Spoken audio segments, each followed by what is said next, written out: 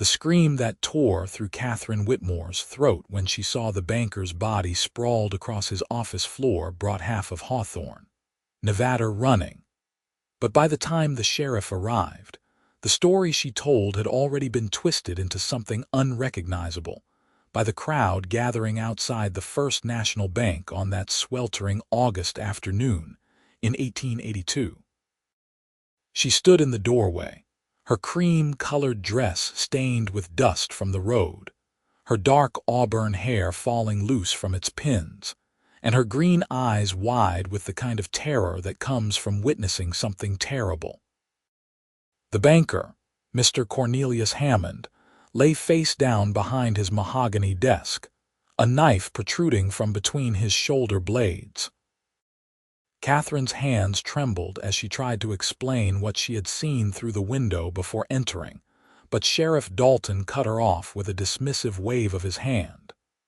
"Now, Miss Whitmore, you expect us to believe you just happened upon this scene." His mustache twitched as he spoke, his eyes narrowing with suspicion. "You being the last person seen arguing with Mr. Hammond just yesterday about your father's loan." "I already told you what I saw," Katherine insisted, her voice shaking but firm. "There was a man in a black coat with silver buttons. He was standing over Mr. Hammond when I looked through the window. When I opened the door, he ran out the back. I came in to check if Mr. Hammond was still alive." "A man in a black coat," Sheriff Dalton repeated, his tone dripping with skepticism. "And yet nobody else saw this mysterious figure fleeing the scene.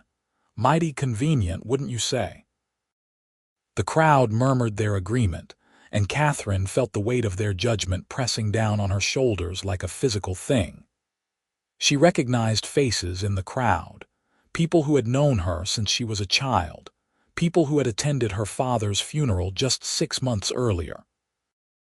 Now they looked at her with suspicion and something worse, pity mixed with certainty that she was lying. "My father's loan had nothing to do with this," Katherine said, fighting to keep her voice steady.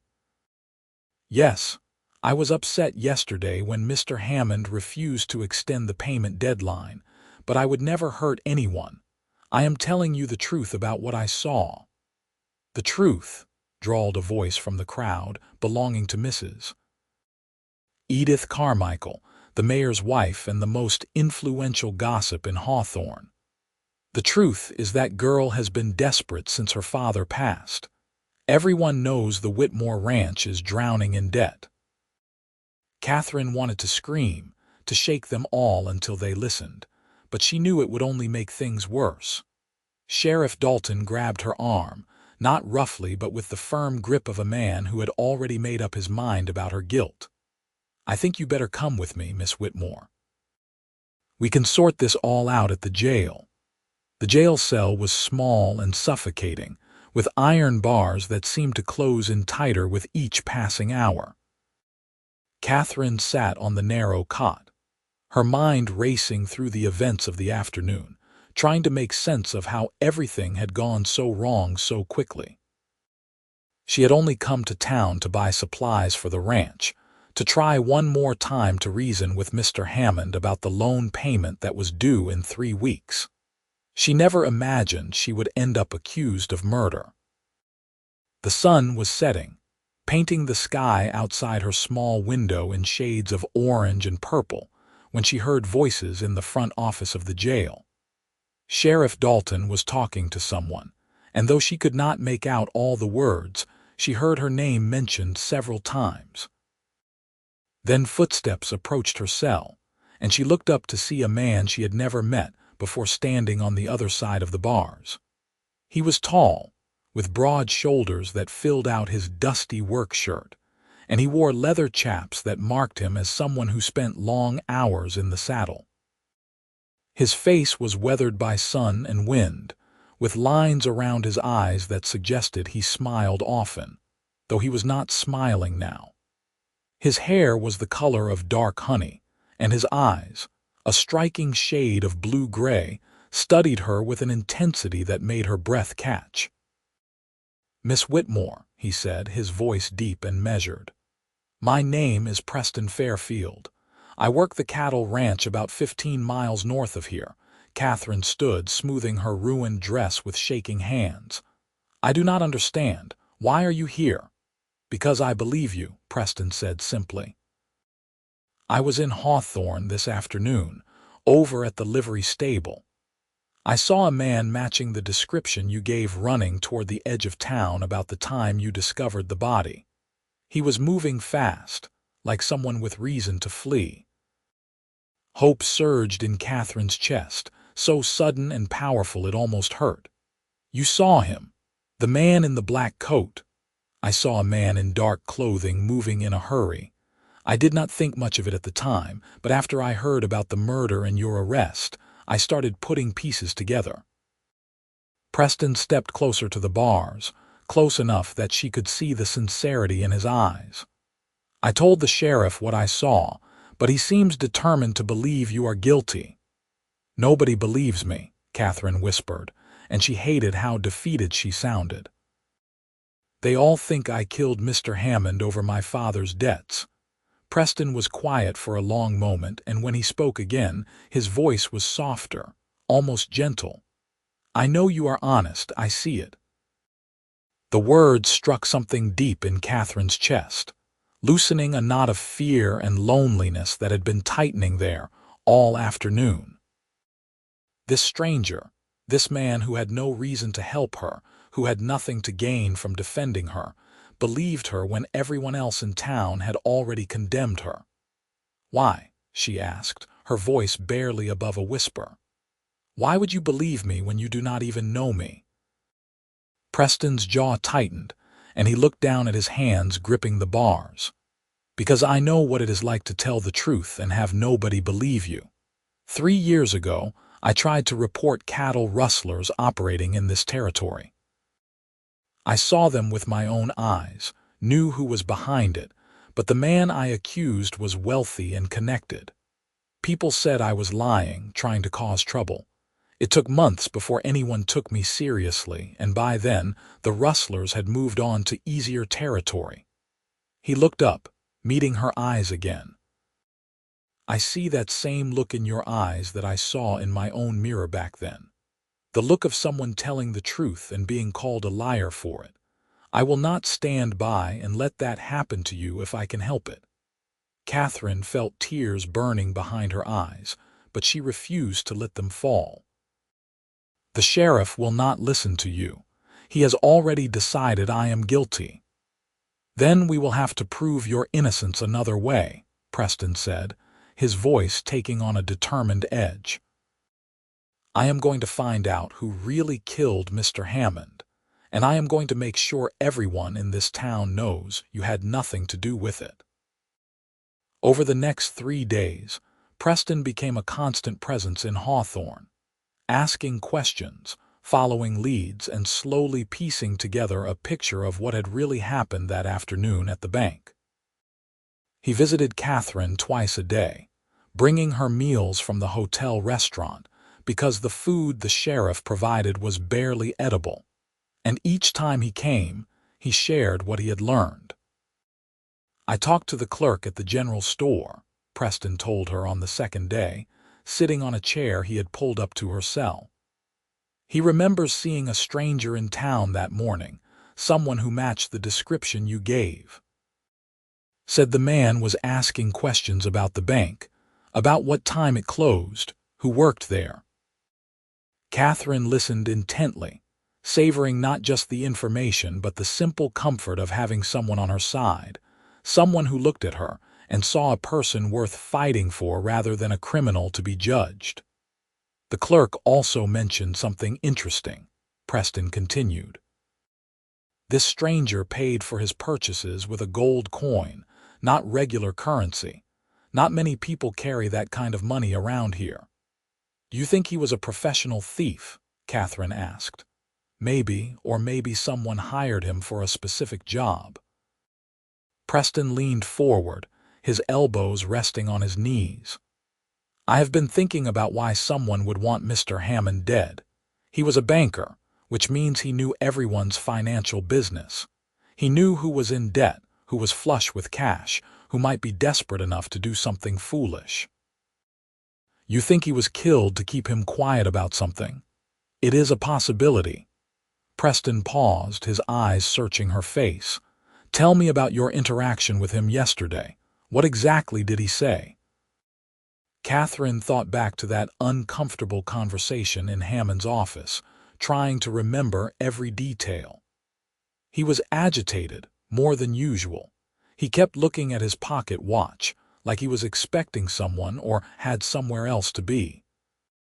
When I asked about extending the loan, he barely listened to me. He just kept saying he could not help me, that his hands were tied. His hands were tied, Preston repeated slowly. That is an odd phrase to use. Bankers usually have a lot of discretion when it comes to loans, especially for established families like yours. I thought so too, but I was too upset to question it at the time. Katherine wrapped her arms around herself, feeling the chill of the evening air seeping through the jail's thin walls. Mr. Fairfield, why are you doing all this?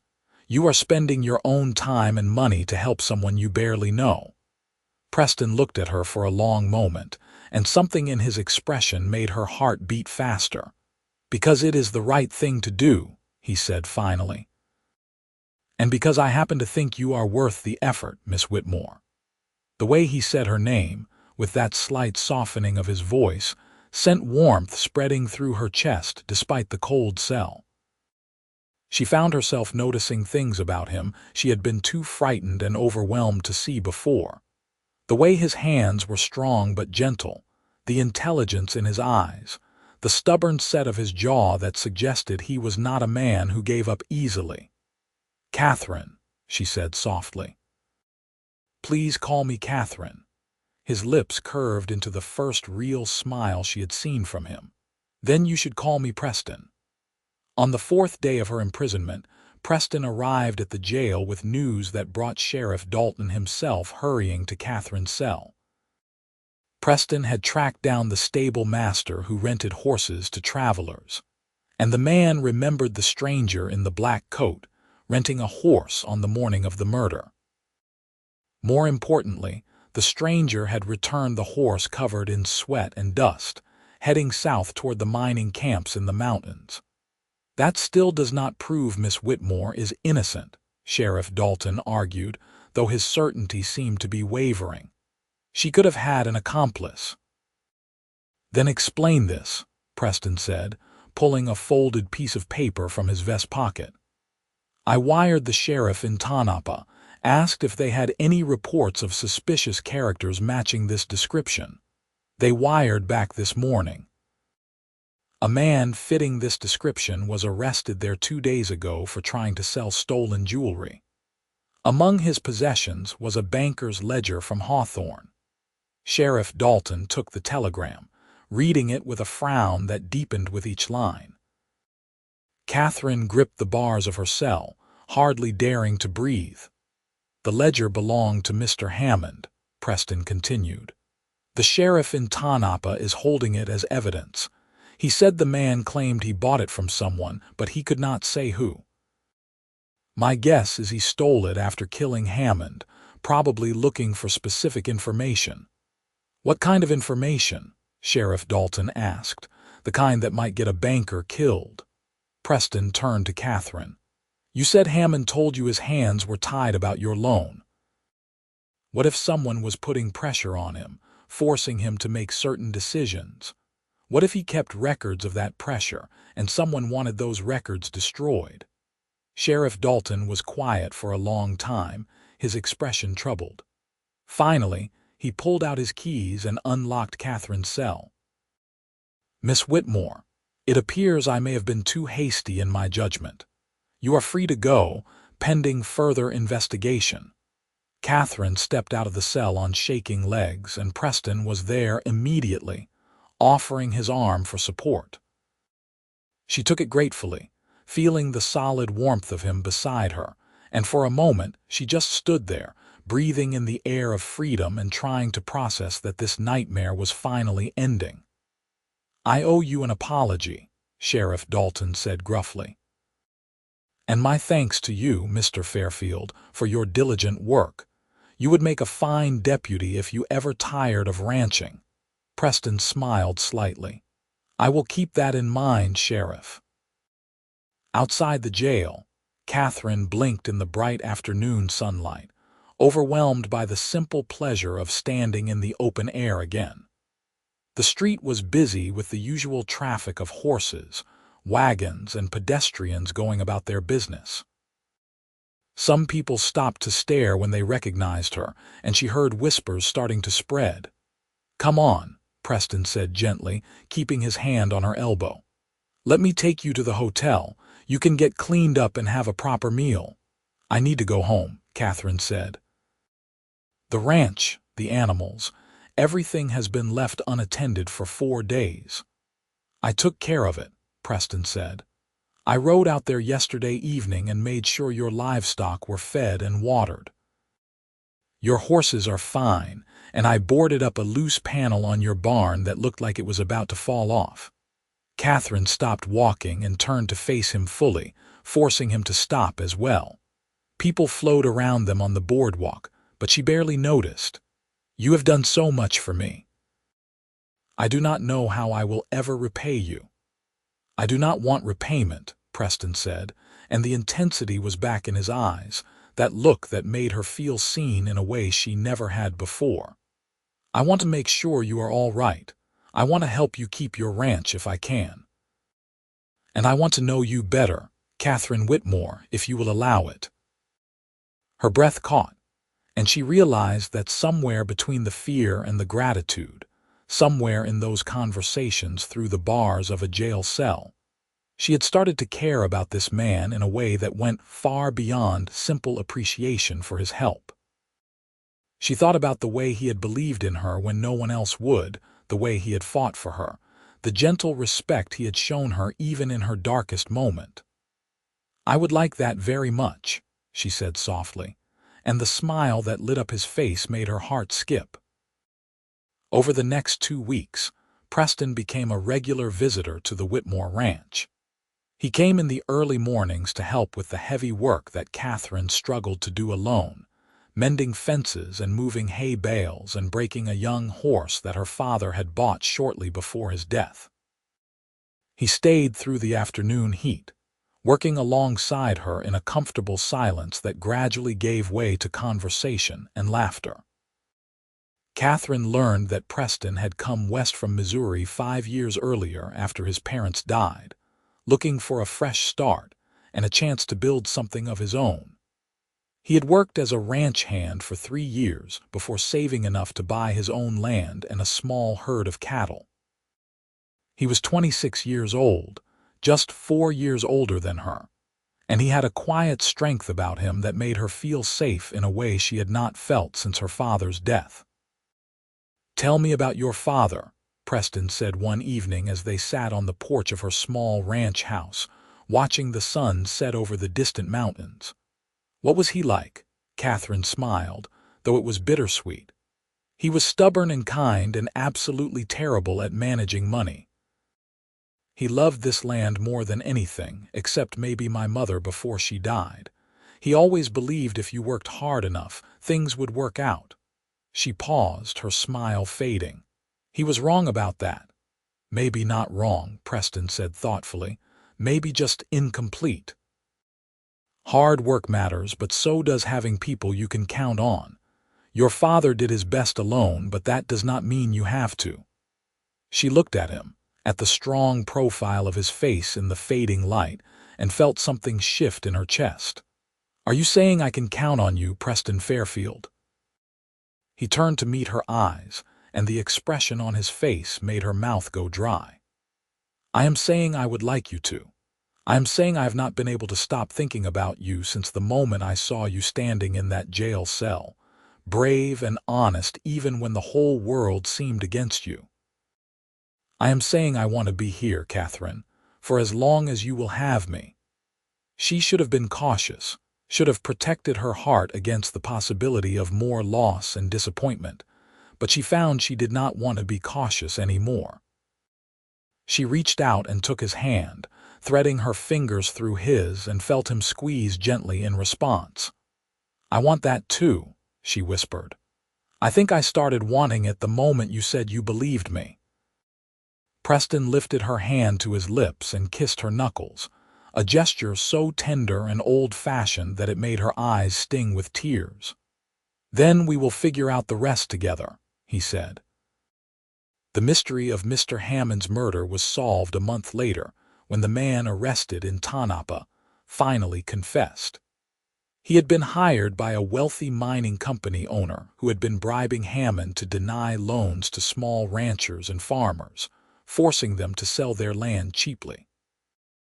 Hammond had grown a conscience and threatened to expose the scheme, so he had been eliminated. The mining company owner was arrested, and several other officials who had been involved in the conspiracy were forced to resign. Catherine's loan was forgiven as part of the settlement, and she received a formal apology from the mayor and Sheriff Dalton, who both looked deeply uncomfortable delivering it. Mrs. Carmichael tried to act as if she had never doubted Catherine's innocence, but Catherine saw through the pretense and decided she was too happy to care about the opinions of small-minded gossips. Because she was happy, radiantly so, in a way that still surprised her sometimes. Preston had become the center of her world, and she had become the center of his. He proposed on a crisp October evening, taking her to an overlook above his ranch where you could see for miles in every direction. The ring was simple, a gold band with a small diamond, and when he slipped it onto her finger, she felt like the richest woman in Nevada. "I love you," Preston said, pulling her close. "I loved you from the moment I saw your courage in that jail cell, and I have fallen more in love with you every day since. Will you marry me, Catherine? Will you let me spend the rest of my life proving to you that some people can be trusted, that some promises are worth believing in?" "Yes," Catherine breathed, and then she was kissing him, pouring all her love and gratitude and joy into that kiss, feeling him respond with equal passion and tenderness. They were married in late November in a small ceremony at the church in Hawthorne, with only a handful of close friends in attendance. Catherine wore a dress of cream silk that Preston had insisted on buying for her, and she carried wildflowers that he had picked that morning. When the preacher pronounced them husband and wife, and Preston kissed her with a sweetness that made her knees weak, she felt like her life was finally beginning again after months of darkness and fear. The decision of where to live was made easier than expected. Preston's ranch was larger and more prosperous, but Catherine could not bear to part with her father's land, the place where she had been raised and where so many memories lived. Preston understood without her having to explain, and together they worked out a solution. They would live at Preston's ranch, but keep Catherine's property running with the help of a hired man, using it primarily for raising horses while Preston's land focused on cattle. Their first winter together was harsh, with storms that swept down from the mountains and buried the valley in snow. But Catherine found she did not mind the cold when she had Preston's warmth beside her at night, his arms around her and his steady heartbeat under her ear.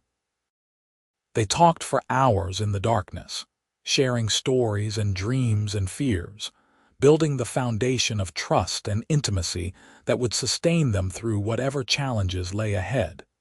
Spring brought new life to the ranch and new hope for the future. Catherine discovered she was pregnant in early March, and Preston's joy was so pure and overwhelming that it brought tears to both their eyes. He became even more protective of her, insisting she rest more and work less, though she laughed and told him she was perfectly capable of continuing her usual activities for several more months. "I know you are capable," Preston said, pulling her onto his lap as they sat in the kitchen of their ranch house. "I just want to take care of you. You spent so long taking care of everything alone. Let me do this, Katherine. Let me make your life easier." She kissed him softly, running her fingers through his hair. "You already have. You have given me everything I never dared to dream I could have again. A home, a future, love." She pressed his hand to her still flat stomach. "A family."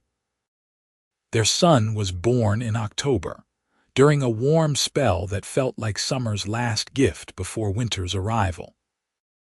The labor was long and difficult, and there were moments when Preston paced the floor outside their bedroom, terrified and helpless, praying to a God he was not sure he believed in, that both Katherine and the baby would survive.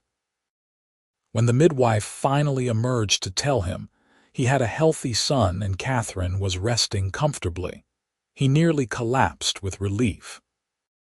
Katherine was exhausted but glowing when he entered the bedroom, and the sight of her holding their tiny son, her face soft with wonder and love, was something Preston knew he would remember for the rest of his life. He sat carefully on the edge of the bed and reached out to touch the baby's impossibly small hand, marveling when tiny fingers wrapped around his. "What should we name him?" Katherine asked softly. Preston thought for a moment, looking at his son's peaceful sleeping face. "What was your father's name?" "James," Katherine said, her voice catching slightly. "James Whitmore." "Then we will call him James Preston Fairfield," Preston said. "So he carries both our histories forward." Katherine's eyes filled with tears, but they were happy ones. "My father would have liked that. He would have liked you, Preston. He would have been grateful you took care of me when I needed it most." "I did not just take care of you," Preston said, leaning in to kiss her forehead. "I fell in love with you. There is a difference." The years that followed were full of the kind of contentment that comes from work well done and love well tended. The ranch prospered, expanding slowly but steadily as they bought adjacent parcels of land and increased their herds. Katherine's horse breeding operation became known throughout the territory for producing strong, intelligent animals, and Preston's cattle earned premium prices at market. They had 2 more children, a daughter named Margaret when James was 3, and another son named Daniel when Margaret was 2. The house rang with laughter and noise, with the sounds of children playing and learning and growing. Preston proved to be a patient, loving father who was not afraid to get down on the floor and play with his children, and Katherine watched him with a heart so full it sometimes felt like it might burst. On their 5th wedding anniversary, Preston took Katherine back to the overlook where he had proposed. They left the children with a neighbor and rode out in the late afternoon, arriving just as the sun began its descent toward the horizon. The view was just as spectacular as Katherine remembered, the vast expanse of Nevada spreading out before them in shades of gold and orange and purple. "You remember standing here 5 years ago?" Preston asked, wrapping his arms around her from behind and resting his chin on top of her head. "Do you remember what I said? You said you would spend the rest of your life proving to me that some people can be trusted," Katherine said, leaning back against his solid warmth. "That some promises are worth believing in. And do you believe it now?" he asked softly. Katherine turned in his arms so she could look up at him, at this man who had saved her in more ways than one, who had given her back her life and then made it better than she ever could have imagined. "I believed it the moment you said it," she told him. "Because you had already proven it just by believing in me when nobody else would. Everything that has happened since then has just confirmed what I knew that first day in the jail. You are the most honest, most trustworthy man I have ever known." Preston kissed her then, long and deep and full of all the love that had only grown stronger over the years. When they finally pulled apart, they stood wrapped in each other's arms, watching the sun set on another day, another year, another chapter of the life they had built together. The mining company scandal that had indirectly brought them together became a footnote in Nevada's history. mentioned occasionally in newspapers, but mostly forgotten as newer scandals took its place. The town of Hawthorne grew and changed, welcoming new residents and saying goodbye to old ones. Sheriff Dalton retired, and Mrs. Carmichael passed away, her gossip silenced at last. Through it all, Preston and Katherine's love remained constant, a foundation upon which everything else in their lives was built. They faced droughts and harsh winters, illnesses and injuries, the normal trials that come with running a ranch and raising a family. But they faced them together, and that made all the difference. James grew into a tall, serious boy who loved horses as much as his mother, and who had his father's steady reliability. Margaret was fiery and fearless, always climbing trees and catching snakes, keeping her parents on their toes. Daniel was the peacemaker, gentle and thoughtful, with a talent for music that surprised everyone when he taught himself to play the piano in the saloon during one of their rare trips to town. When Katherine turned 30, Preston threw her a party at the ranch, inviting neighbors and friends from all over the territory. As she stood in the yard of their home, surrounded by people who loved her and children who adored her, married to a man who looked at her like she was the most precious thing in his world, she thought back to that terrible day in Hawthorne when her whole life had seemed to be crumbling around her. She thought about standing in that jail cell, terrified and alone, convinced that her life was over. She thought about Preston walking up to those bars, a stranger with kind eyes, and saying the words that would change everything. "I know you are honest. I see it." He had seen her truth when everyone else saw only suspicion. He had believed in her worth when she was struggling to believe in it herself.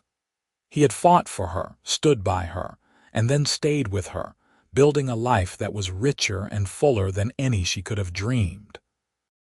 Later that night, after the guests had gone home and the children were in bed, Katherine and Preston sat on their porch, watching the stars come out one by one in the vast Nevada sky. She took his hand, lacing their fingers together the way she had that first night on her father's porch, and squeezed gently. "Thank you," she said softly. Preston turned to her with a questioning smile. "For what?" "For seeing me," Katherine said. "For believing me, for loving me. For giving me all of this." She gestured at the house, the land, the life they had created. "For everything." Preston brought her hand to his lips, kissing her knuckles the way he had so many times before, a gesture that never failed to make her heart flutter. "You do not need to thank me for loving you, Katherine. Loving you is the easiest thing I have ever done. You are my truth, the most honest and real thing in my life. I saw it then, and I see it now, every single day." They sat in comfortable silence, two people who had found each other in the darkest of circumstances and built something beautiful and lasting from that difficult beginning. The wind whispered through the sagebrush, carrying the scent of desert flowers and rain coming in from the mountains. Somewhere in the distance, a coyote called to the moon, and one of their horses whinnied softly in response. This was home, Katherine thought.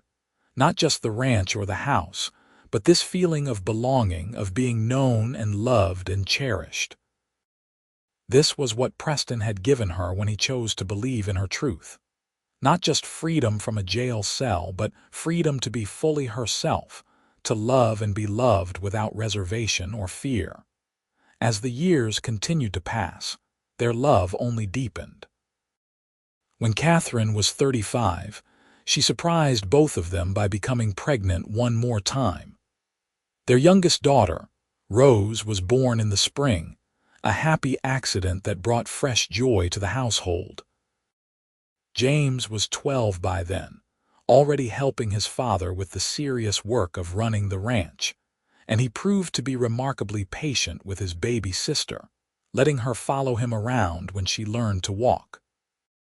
Margaret, at 9, declared herself Rose's protector and took the role seriously, always making sure the baby was fed and clean and entertained.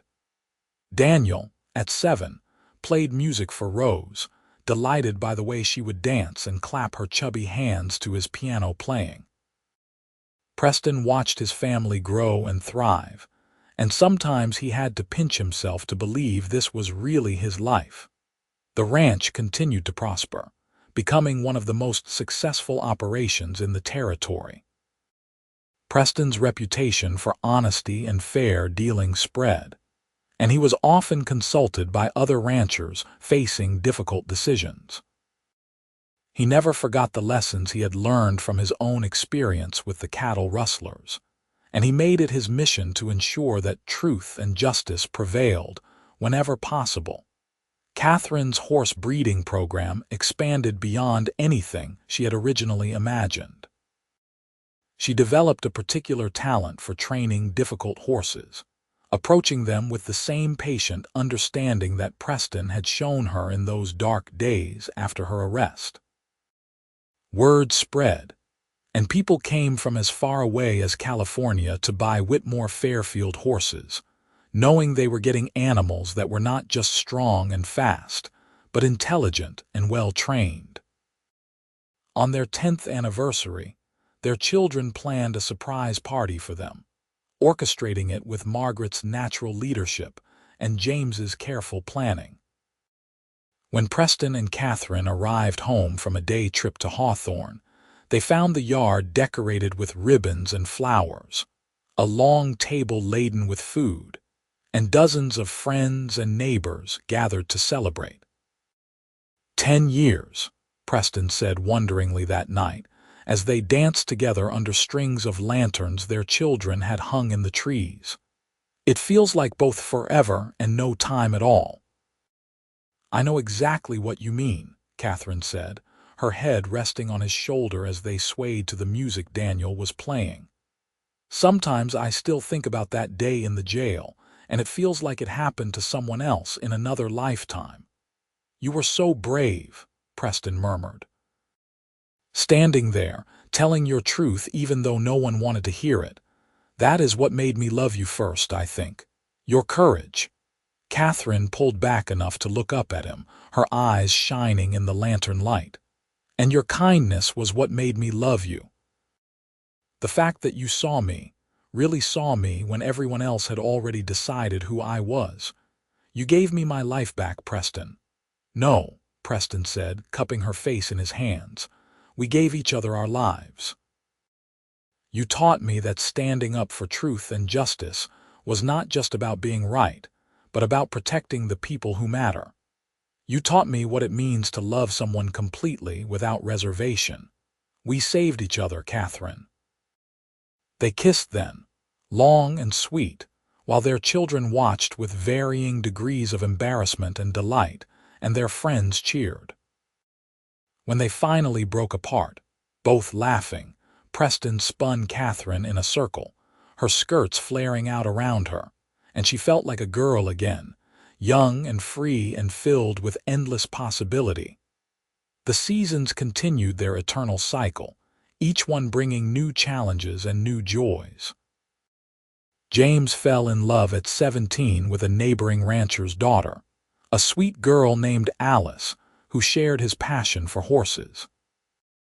Preston and Katherine watched their eldest son court her, with the same steady determination his father had shown, and they were not surprised when James asked for their blessing to marry her on his 18th birthday. The wedding was held at the Fairfield Ranch in the summer, a joyous occasion that seemed to symbolize the continuation of everything Preston and Katherine had built. As they watched James and Alice exchange vows, Preston reached for Katherine's hand, and she knew he was thinking the same thing she was. This was what their love had created. Not just children, but a legacy of love and trust and family that would continue long after they were gone. Margaret surprised everyone by announcing at 15 that she wanted to study medicine. It was an unusual ambition for a girl, but Preston and Katherine had never been conventional parents.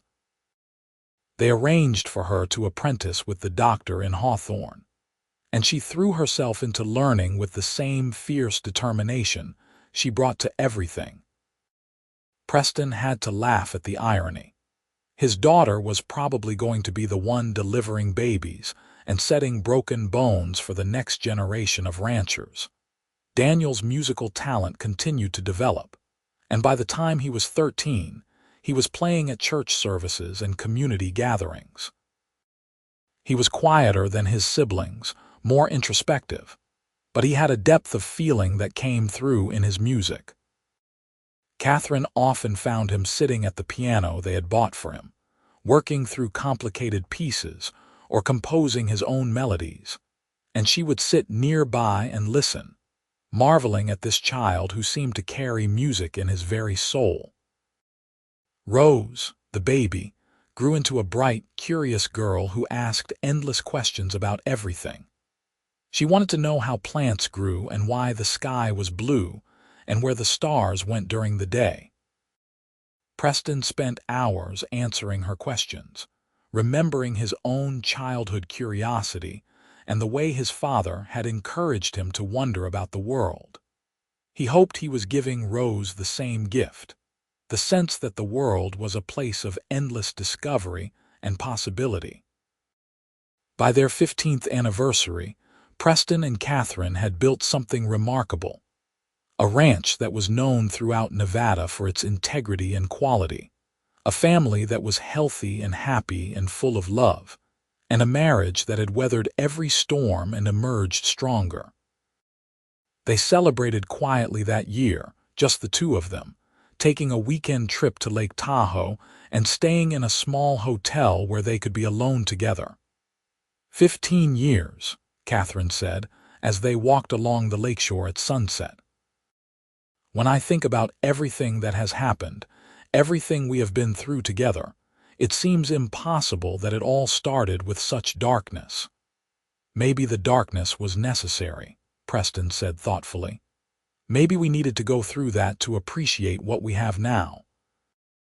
Or maybe we just got lucky, finding each other when we both needed someone most. I do not believe in luck, Katherine said. I believe in you. I believe in us. I believe that you chose to see my truth when you could have just walked away, and that choice changed both our lives. Preston stopped walking and pulled her close, there on the beach with the lake stretching out before them and the mountains rising in the distance. I would make that choice again 1,000 times over, he said. Believing in you was the best decision I ever made. They stood there for a long time, holding each other as the sun set and the first stars began to appear. Two people who had found each other in the most unlikely circumstances, who had built a life of love and trust and family, who had proven that sometimes the truth is worth fighting for, and that sometimes faith in another person's honesty can be the beginning of everything good. The years continued to pass, each one adding new chapters to their story. James and Alice had 3 children, making Preston and Katherine grandparents before they turned 40. Margaret finished her medical training and returned to Hawthorne to practice, quickly becoming known as the best doctor in the territory.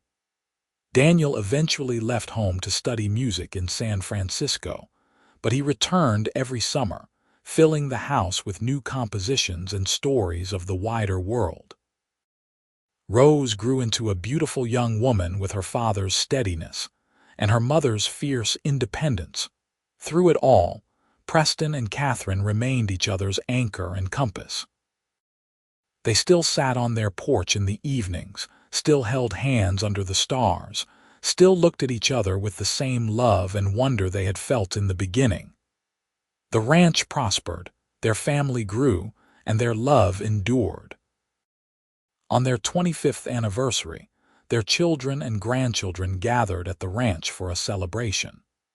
James had taken over most of the day-to-day operations of the cattle business, while Katherine still managed the horse breeding with Rose's help.